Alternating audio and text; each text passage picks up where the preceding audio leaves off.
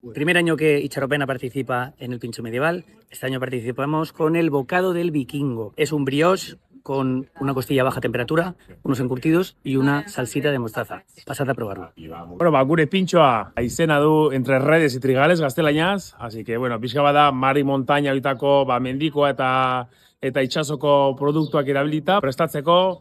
Basea jarri dugu gari sarrazenoko risotoa porruarekin eta ontxo batzukin, gainean jarri dugu atuna takoak egina, eta bukatze gero saltza, bere atunako saltza egin dugu, eta gero limoi pixka bat raiatuta eta trufa olioa.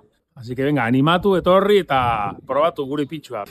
Gure pintxoa da bakailu lorea, eta bere basea da bakailu azalorarekin, gero goitikan dauka arrauz termal bat, eta bukatzeko tostadita bat jartzen diogu, daukana antxua ahumada eta baratxuri beltzaren mayonesa.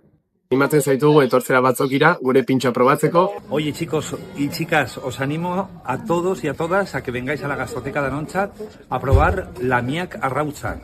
Nos basamos en la figura mitológica vasca, rescatamos a esa divinidad femenina que tenemos con piernas de pez y con pies de pato y desarrollamos lo que sería gastronómicamente este pincho.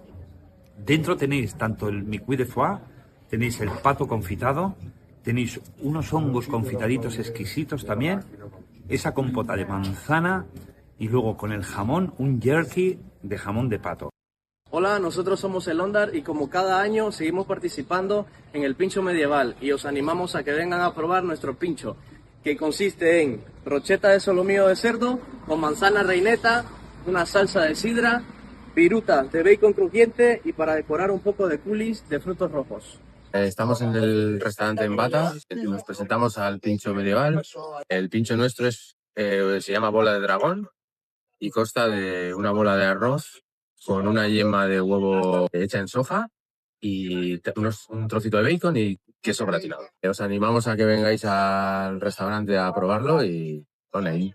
Kaixo, a ver, os espero que probéis el pincho bocao medieval, que es una tosta de pan con carne a la brasa.